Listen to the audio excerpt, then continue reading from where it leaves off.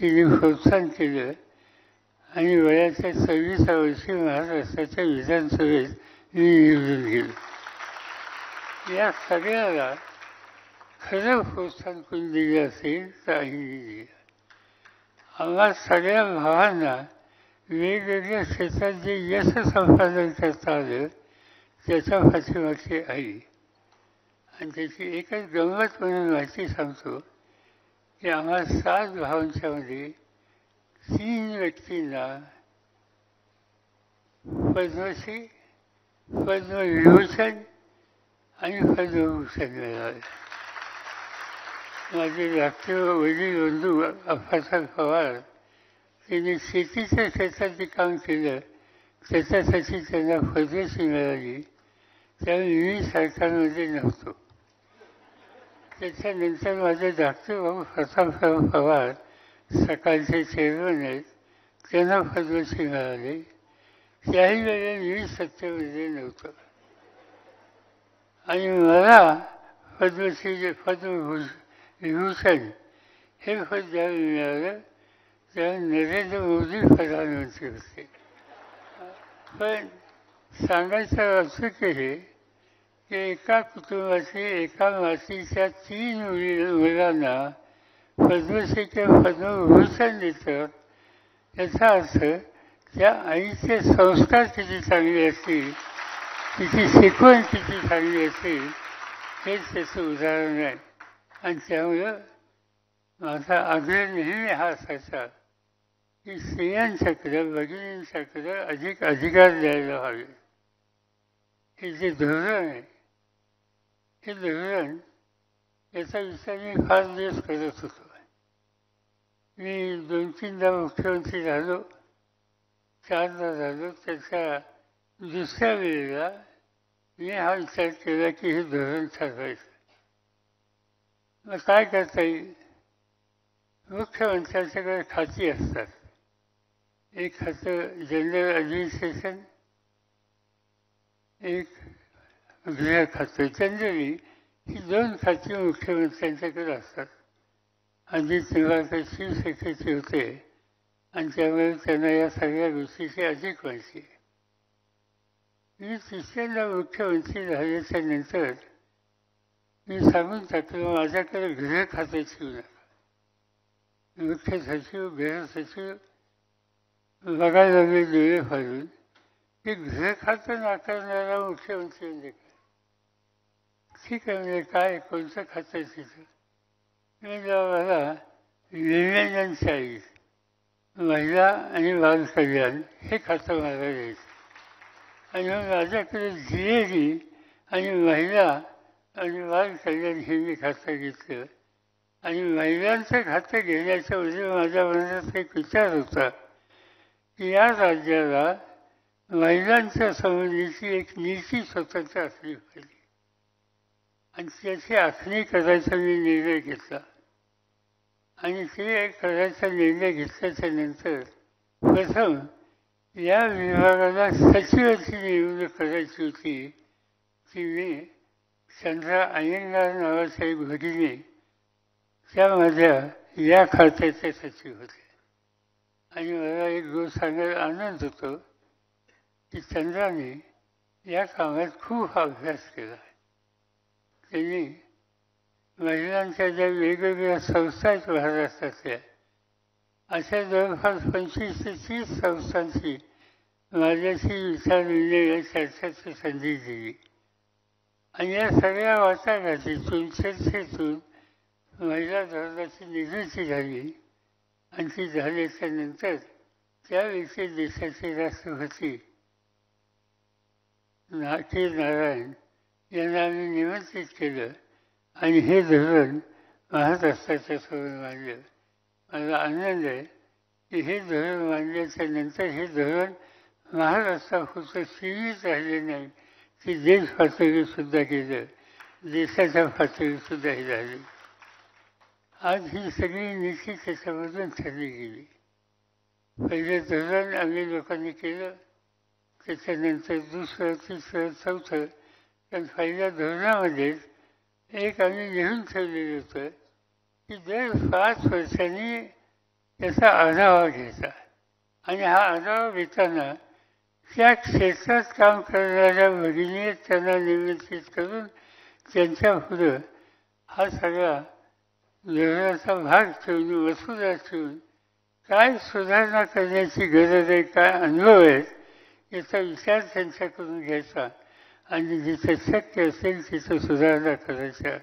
या पद्धतीनं पहिलं, दुसरं, तिसरं, चौथं धोरण हे सतत बदलत गेलं, त्याच्यात सुधारणा झाल्या आणि त्याला धरून शासकीय निर्णयसुद्धा घेतले पाहिजे त्याची काळजी आम्ही घेतली. आता साधी गोष्ट आहे की ज्याचा उल्लेख आता मगाशी केला गेला प्रेझेंटेशनमध्ये की पतीच्या प्रॉपर्टीमध्ये पत्नीचा सुद्धा अधिकार हा असला पाहिजे. निर्णय आम्ही घेतला मंत्रिमंडळामध्ये. विधानसभेमध्ये कायदा करायचा प्रस्ताव मांडला, चर्चा झाली, माझ्यासोबत चर्चा झाली. 6-6:30 वाजले. मी सांगितलं पक्षाच्या लोकांना की हे विहीन मंजूर झाल्याशिवाय हाऊस बंद करायचं नाही आणि मी काही दुसऱ्या कामाच्यासाठी निघून आलो. माझ्याकडे दुसऱ्या बैठका होत्या. संध्याकाळची 6 वाजून गेले होते. 6:08 वाजले तरी चर्चा होतच होती. 8 वाजता आमच्या संसदीय खात्याचे जे मंत्री आहेत त्यांचा मला फोन आला की साहेब आपल्याच पक्षाचे लोक काही मान्य करत नाहीत. म्हणजे झाले काय? नाही म्हणजे त्यांचं म्हणणं असं आहे की बापाच्या प्रॉपर्टीत मुलीला संधी दिली तर उद्याच्या घरामध्ये मतभेद होती, बहीण भावांचे संबंध हे खराब होती आणि म्हणून हे नको असं सगळे म्हणतात. म्हणजे कोण म्हणतात? त्यांनी एक 10 आमदारांचं नाव दिलं. त्या 10 जणांना घेऊन वर्षावर या, माझ्या बंगल्यावर या. त्या 10 जणांना घेऊन ते माझ्याकडे आले. मी का तुमचा विरोध आहे? नाही म्हणजे आमचे कौटुंबिक संबंध बिघडतील. जी प्रॉपर्टी मुलावर राहणार आहे त्याच्यात उद्या बहीण वाटेकरी झाली, उद्या तिचं लग्न झालं, घर वेगळं असणार आहे आणि त्यामुळे आपल्या घरात दुसरे लोक शिकतील प्रॉपर्टीमध्ये आणि त्यामुळे कारण नसताना मतभेद वाटतील, नाती बिघडतील आणि म्हणून हे नको. मी त्यांना सहज विचारलं की तुम्हाला मुली किती, मुलं किती? नाही मला 3 मुलगी आहेत. म्हणजे मुलगी म्हणजे नाही म्हणजे तुमच्या मुलांचं लग्न झालं तर सुना घरात येतील? हो येतील. उद्या साहेब सुना बापाच्या प्रॉपर्टीचा काही हिस्सा घेऊन आलं तर चालेल का? मला काय हरकत म्हणजे आनंदाने चालेल. म्हणजे मग तुम्ही विरोध कशासाठी करता? आणि शेवटी त्यांनी मान्य केलं आणि तो कायदा महाराष्ट्रात झाला. तो कायदा देशाच्या पातळीवर झाला. अशा कितीतरी गोष्टी आहेत की कर्तृत्व दाखवायची संधी मिळाल्याच्या नंतर महिला कुठल्याही क्षेत्रामध्ये मागे राहत नाही. आणखीन एक महत्त्वाचा निर्णय म्हणजे नेहमी स्वतःचा ज्यावेळी विचार करतो की अनेक धोरणं मी ठरवली, अनेक निर्णय मी घेतले. कोणते 2 निर्णय तुमच्या मनात कायमचे राहिले? तर माझ्या मनात महिलांच्या संबंधीचं आरक्षण हा एक निर्णय, महिलांचं धोरण हा एक निर्णय आणि दुसरं म्हणजे देशाचं संरक्षण खात्याचं काम माझ्याकडे आल्याच्या नंतर एक दिवशी एक पद्धत असते आपल्याकडे, दर सोमवारी सकाळी 9 वाजता संरक्षण मंत्र्याच्या ऑफिसमध्ये आर्मी, नेव्ही आणि एअरफोर्स याचे जे प्रमुख आहेत त्यांची बैठक असते. दर सोमवारी असते आणि एकंदर देशाची स्थिती, पाकिस्तानच्या बाजूवर काय चालले, चीनच्या बाजूवर काय चालले, श्रीलंकेच्या बाजूवर काय चालले, या सगळ्या गोष्टीचा एक आढावा घेतात. आणि काही सूचना असल्या तर सूचना ते करतात किंवा मुख्यमंत्री करतात. एका बैठकीमध्ये मी सूचना अशी केली की पाश्चिमात्य देशांच्यामध्ये आणि आशिया खंडाच्या सुद्धा काही देशामध्ये लष्करामध्ये, नेव्हीमध्ये, हवाई जहाजामध्ये मुली दिसतात, आपल्याकडे का नाही? त्याच्यामध्ये शक्य नाही. काम कठीण असतं, शारीरिकदृष्ट्या तणाव असतो, संघर्ष खूप असतो आणि म्हणून हे शक्य नाही. जगातल्या अनेक देशात आहेत, आपल्याकडे काय शक्य नाही? म्हणजे शक्य नाही. म्हणजे असं नाही चालणार. तुम्ही विचार करा, 1 महिन्याने पुन्हा बसू या प्रश्न. 1 महिन्याने पुन्हा बसलो, तिघाही आर्मी, नेव्ही, एअरफोर्स तिघांनी नाही म्हणून सांगितलं. पुन्हा मी 1 महिना सांगितलं की आणखीन 1 महिना विचार करा, बाहेरच्या देशाचा अभ्यास करा. आणि नंतरच्या मीटिंगमध्ये सुद्धा त्यांनी सांगितलं हे शक्य नाही. त्यांना शेवटी सांगितलं ठीक आहे, तुम्ही तुमचं मत दिलं, निर्णय घ्यायचा अधिकार लोकांनी मला दिला.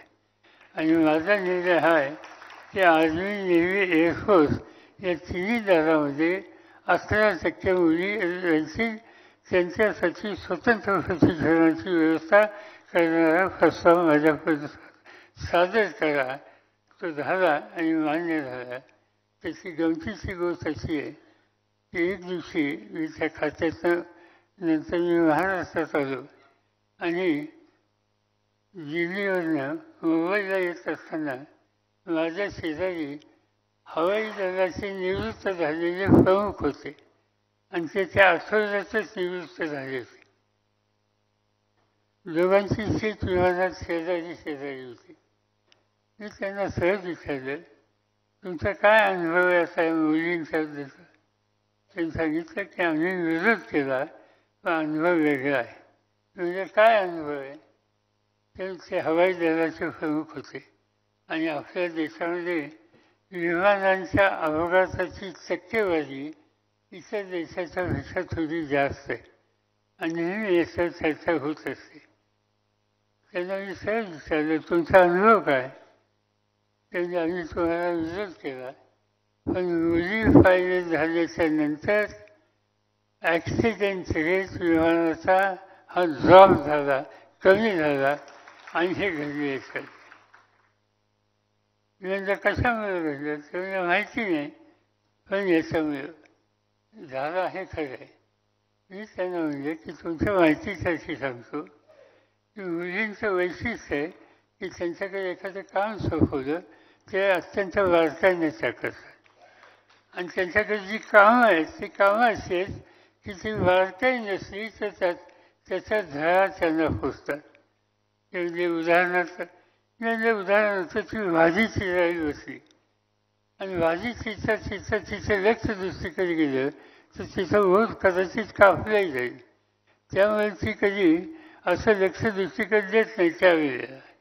किंवा स्टोव्हवर किंवा चुलीवर दूध किंवा दुधाचा पदार्थ ठेवला असेल तर ते न उतू जाईल इथपर्यंत तिचं लक्ष तिचं असतं आणि जर नाही लक्ष दिलं ते उतू केल्याच्या नंतर तिचाच हात वाजेल हे तिला कळतं. आणि मग कुठल्याही गोष्टीमध्ये बारकाईनं लक्ष देणं हे स्त्रीचं मुलीचं हा एक स्वभावाचा भाग असतो. आणि म्हणून तुमच्याकडून ॲक्सिडेंट होतात ते मी समजू शकतो, पण महिला पायलट हिच्याकडनं ॲक्सिडेंट होणार नाही, कारण दिलेल्या कामावर तिचं लक्ष असतं. काम सोडून इतराचं लक्ष हे मुलींचं नसतं आणि त्यामुळे हे ॲक्सिडेंटची रेट कमी झालेली.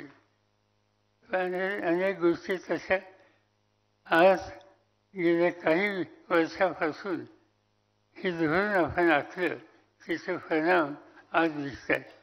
पण एका गोष्टीची अस्वस्थता माझ्या मनात अजूनही आहे की समाजकारणामध्ये, राजकारणामध्ये, समाजकारणामध्ये महिला आहेत, पण संसदीय ज्या संस्था आहेत, विधिमंडळ, लोकसभा, राज्यसभा, याच्यामध्ये हवं तसं महिलांचं प्रमाण नाही. आपण धोरण ठरवलं त्यामुळे ग्रामपंचायत असो, पंचायत समिती असो, जिल्हा परिषद असो, या सगळ्या संस्थेत महानगरपालिका असो, इथं आपल्याला महिला दिसतात. इथं आपल्याला महापौर पदावर बसलेले दिसतात. हे सगळं आपण केलं आणि चांगली गोष्ट आहे, त्याचे फायदे आहेत, संस्थाही चांगल्या चालल्या. पण उद्याच्याला देशाच्या विधिमंडळामध्ये पार्लमेंटमध्ये मुलींना का संधी देऊ नये? आज इंग्लंडमध्ये गेलो, युरोपमधल्या कुठल्याही पार्लमेंटमध्ये गेलो तर 35% नाही 50% स्त्रिया त्या ठिकाणी खासदार दिसतात, आमदार दिसतात. आणि हे करणं इथे आवश्यक आहे. आम्ही त्याच्यासाठी एक व्हील बांधायचं ठरवलं. मी काँग्रेस पक्षाचा नेता होतो लोकसभेमध्ये आणि आग्रह करून आम्ही त्यावेळी व्हील बांधायला लावलं. व्हील बांधायला लावल्याच्या नंतर त्याचं समर्थन करण्याच्यासाठी काँग्रेसचा नेता म्हणून मी सभागृहात उभं केलं. माझं भाषण झालं आणि भाषण झाल्यानंतर मला कोणत्या चिठ्ठी पाठवली की जरा मागं बघा. माझी पहिली लाईनला माझी जागा होती आणि महिलांच्यासाठी आरक्षण विधिमंडळात द्यावं यासाठी मागणी करणारं माझं भाषण मागं बघितल्याच्या नंतर माझ्या पक्षाचे, काँग्रेस पक्षाचे होतो 70% लोक उठून गेले. त्यांना काही ते आवडले नाही. आणि मुलायम सिंग नावाचे एक मंत्री होते, समाजवादी पार्टीचे नेते होते, त्यांचे चिरंजीव आज उत्तर प्रदेशमधले एक मोठे नेते आहेत. मुलायम सिंगने पुढे येऊन ते व्हील जे आम्ही मानलं होतं त्याचे पानं फाडली आणि फेकून दिली. आणि त्या सगळ्या गोष्टीला सभासद खाजगी बैठकीमध्ये म्हणायचे की व्हायला पाहिजे, पण सभागृहात मत द्यायला काही कोणाची तयारी नव्हती. आणि त्यामुळे आजही या गोष्टीत काही फारसं झालं नाही. मध्यंतरी एक नवीन व्हील झालं, पण त्याची अंमलबजावणी 29 पासून होईल अशा प्रकारची तरतूद त्याच्यामध्ये केली आहे. अपेक्षा करूया की निदान 29 ते 29, पण या निमित्तानं महिलांना लोकसभा, राज्यसभा, विधानसभा या ठिकाणी आपण जर तितकी संधी देऊ शकलो तर माझी खात्री आहे की संसदीय संस्थांची गुणवत्ता ही वाढण्याशिवाय राहणार नाही. आज त्याची गरज आहे. आज आपण महिला धर्माचं हे इतकी स्वच्छ होत आहेत, पण खऱ्या अर्थानं विधिमंडळामध्ये महिलांची उपस्थिती आणि सहभाग हा वाढलेला दिसेल. त्याच वेळेला या धोरणाच्या संबंधीचा आनंद माझ्या सरकारला होईल एवढंच या ठिकाणी सांगतो आणि माझे 2 शब्द संपवतो. एबीपी माझा, उघडा डोळे बघा नीट.